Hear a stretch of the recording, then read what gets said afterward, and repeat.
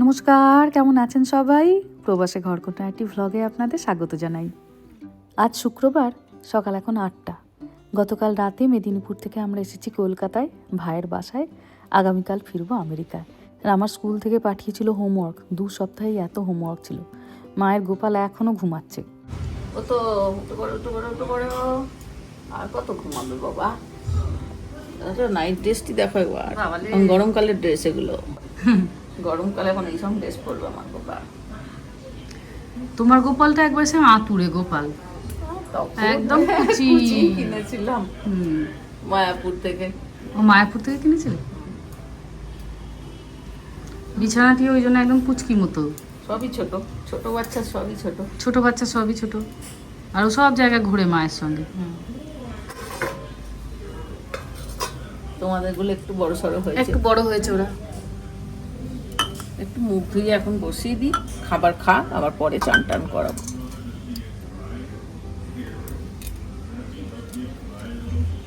তোয়ালটা কই রে? তাড়াহুড়ো এসেছি কালকে, তোয়ালে আনা হয়নি? এনেছি। এখানেও একটা করে সেট থাকে। ও একবার তো ভুলেই যাই। বসে পড়েছে গোপাল বাচ্চা একটু গয়নার দোকানে। বহু দিন ধরে ইচ্ছা ছিল জানেন, আমি হাতে যে আমার পলাটা পরে থাকি, পলাটা এবার দেশে গেলে চেঞ্জ করবো। হাজারটা জিনিসের মধ্যে সময় করে উঠতে পারিনি, কিন্তু ভাবলাম যাওয়ার সময় নিয়ে যাই। আবার হয়তো 2-3 বছর আসতে নিতে হয়ে যাবে। আর এই পলাটা আমি প্রায় 15 বছর ধরে পরছি। চলুন একবার ঘুরে আসি, যদি পেয়ে যাই একটা পছন্দ মতো। চলুন, হয়ে গেছে। এই যে নিয়ে নিলাম, এটি একটি বড় শান্তি। এই পলাটা যেটা নিয়েছি, দাঁড়ান আপনাদের ছবিটা একবার দেখাই। এই দেখুন, পলাটা একটু ছোট ছিল জানেন, কিন্তু এটা বেশ খুব সুন্দর দেখতে। আর পলাটা বেশ চওড়া মতো। চলুন, মনটাও বেশ খুশি, মনের মতো জিনিস পেলে তো মনটা আনন্দই হয়। চলুন এবার বাড়ির রাস্তা ধরি। এমনি তো কাজ হয়ে গেছে হাতের তো। হ্যাঁ রে, মেদিনীপুর থেকে সেই যে আমাদের বিয়ের যে অ্যালবামটা আনলাম, তোকে বললাম রাখতে, একটু দে না।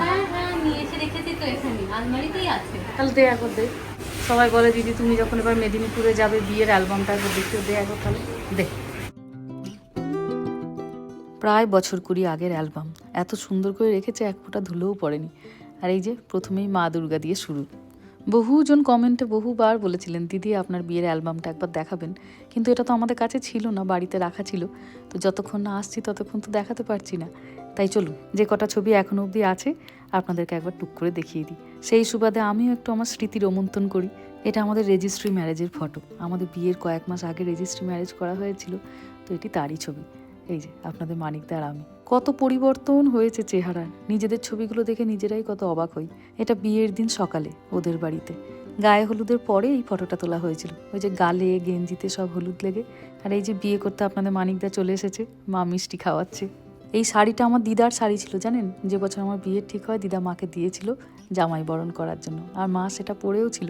সারা জীবন এই ছবিটা সুন্দর একটা স্মৃতি হয়ে রয়ে গেল। আর মায়ের পিছনে দাঁড়িয়ে আছে আমার বড় যা, আর এই যে এটি হলো মেজো যা আর আমার বড় জায়ের মেয়ে, আমার একমাত্র ভাসুরজি। সেই বছরও উচ্চ মাধ্যমিক পরীক্ষা দিয়েছিল। আর নীল শাড়িতে আমার মেজো যা।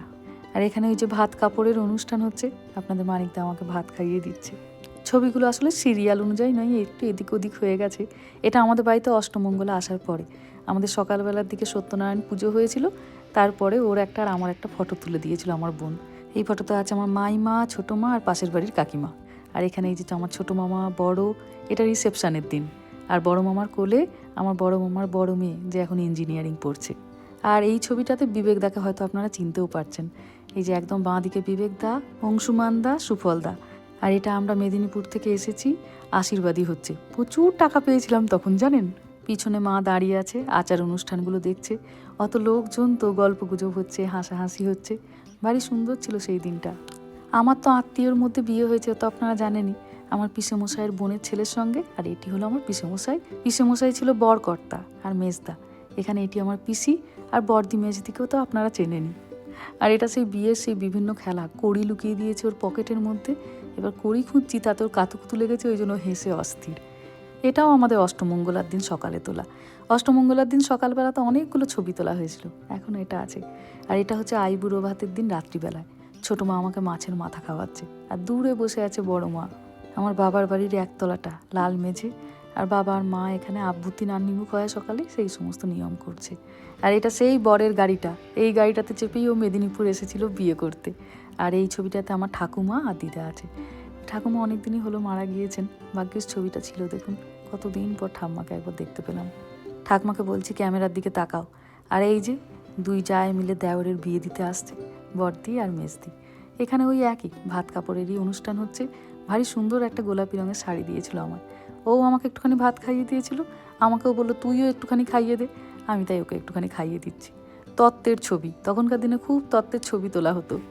ব্যাস এই কটেই আছে। আমাদের বাড়ি থেকে খুব সুন্দর ভিডিও রেকর্ডিংও হয়েছিল, কিন্তু তখন তো সেই গোল গোল সিডি ছিল, ডিভিডি না থাকলে তো এগুলো চালানো যায় না। মিথুনকে বলবো যদি কখনো খুঁজে পায় একবার চালিয়ে দেখাতে আপনাদের। একটা ফুড কুকিং করবো, তুমি খেয়ে বলবে দিদা খুব ভালো হয়েছে, বলবে তো? ঠিক আছে। খাবার আগেই বলে দিয়েছে হ্যাঁ ভালো বলি, বলছি, বলি। ভালো লাগবে। খাবার আগেই বলিয়ে নিয়েছে ভালো বলতে হবে। If it's gonna be red. তোমার দিদা কি ভালো কুক? I don't know. জানো না? সে কি কথা, রোজ রান্না করে খাচ্ছি। তুমি আমার বদনাম করছো?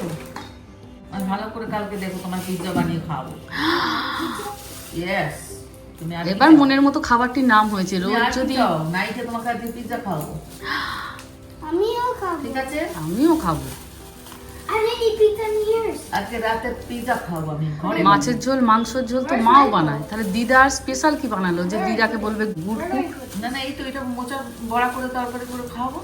ওদের তো চাহিদা মা পিৎজা বার্গার এইসব। কি বলো তো? এটা হ্যাঁ রেবু, যা রেবু তো আবার কাজ বাড়িয়ে দিল। এর মধ্যে রাখিস না, নিচে রাখ, নিচে নিচে নিচে।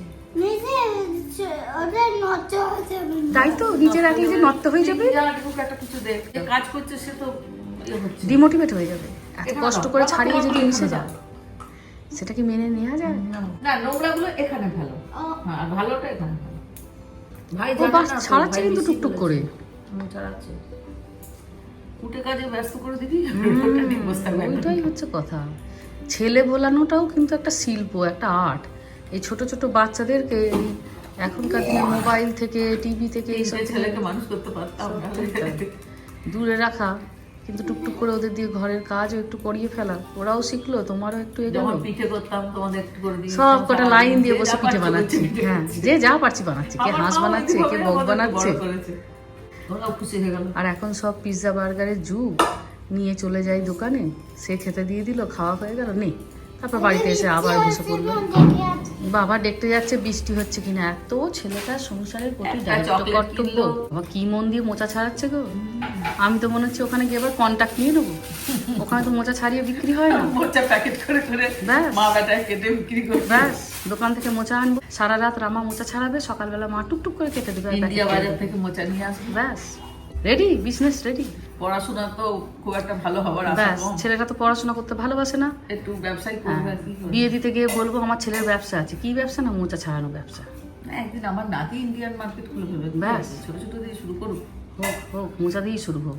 যা মন দিয়ে কাজটা করছে, ছেলেটা যদি এর অর্ধেক মনোযোগ দিয়ে যদি অঙ্কগুলো করতো একটু।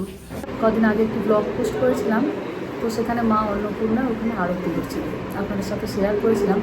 বহুজন আপনারা কমেন্টে জানিয়েছিলেন যে দিদি ওখানে অন্নদাত্রী বলে একটি রেস্টুরেন্ট আছে, অসম্ভব ভালো ওনাদের খাবার দাবার, একবার পারলে গিয়ে দেখে এসো।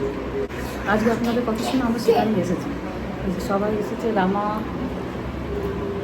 বোনের ছেলে। ওনাদের ভেজ থালিটি নাকি খুব ভালো হয়, ওনারা সাজেস্ট করলেন, তাই ভেজ থালিটিই নেওয়া হয়েছে। আমাদের প্রতিদিন আলাদা আলাদা মেনু হয়, একেবারে সোমবার থেকে রবিবার পর্যন্ত প্রত্যেকদিন প্রতিদিন আলাদা আলাদা। এছাড়াও আমাদের ভেজের মধ্যে আরো আইটেম রয়েছে, পোলাও কম্বো আছে, যেখানে পোলাও থাকে, শাহী পনির থাকে, চাটনি, পাঁপড় এবং মিষ্টি।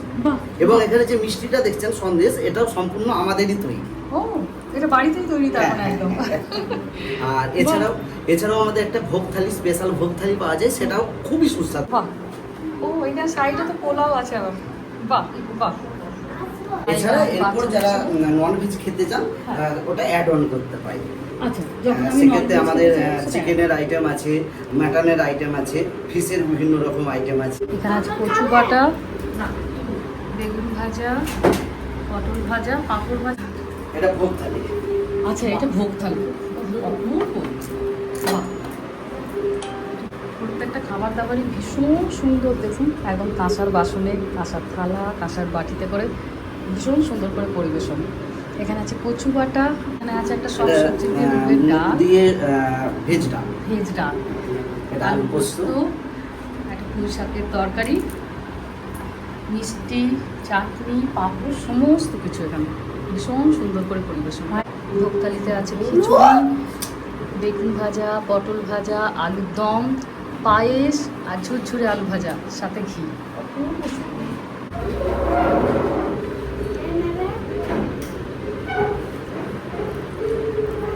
এই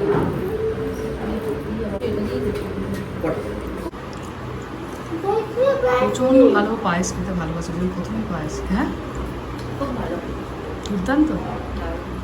গুড়ের ব্যাপার। ভেজ পছন্দ যেমন করে পছন্দ রকম রান্না দিয়ে, ঘরোয়া রান্না ঘরোয়া রান্না। খুব ভালো। হয়ে গেছে খাওয়া দাওয়া। এই যে মা অন্নপূর্ণা, কিছুদিন আগে একটি ব্লগে এই মায়েরই আরতি দেখিয়েছিলাম, আর তখন অনেকেই আমাকে সাজেস্ট করেছিলেন শুধুমাত্র ওখানে মন্দির নয় দিদি, ওনাদের খুব সুন্দর একটি রেস্টুরেন্ট আছে, পারলে একবার ঘুরে যাও। আর সত্যিই তাই, একদম মন ভরে গেল। কি সুন্দর বাবা ভোলানাথের এখানে মূর্তিটা দেখুন। এই বছর এমন একটি এক চালে মা দুর্গার পেতলের মূর্তি নিয়ে যাওয়ার ভারী ইচ্ছা ছিল, সেই সাথে মনে হচ্ছে অপূর্ণই থেকে গেল। রেস্টুরেন্টের ভেতরটিও ভারী সুন্দর করে সাজানো, একদম বেশ অন্যরকম। চলুন টুকটুক করে একটুখানি ঘুরে দেখি, তারপর বাড়ি ফিরবো। আর দেখতে দেখতে ভিডিওটাকেও আজকে তাহলে এখানেই শেষ করছি। সবাই ভালো থাকবেন, সুস্থ থাকবেন, সাবধানে থাকবেন। আর ব্লগটা কেমন লাগলো সেটা আমাকে অবশ্যই কমেন্টে জানাবেন। ভালো লাগলে একটা লাইক করে দেবেন। সবাই ভালো থাকবেন, সুস্থ থাকবেন, সাবধানে থাকবেন। দেখা হবে খুব শিগগিরই পরের একটা ব্লগে।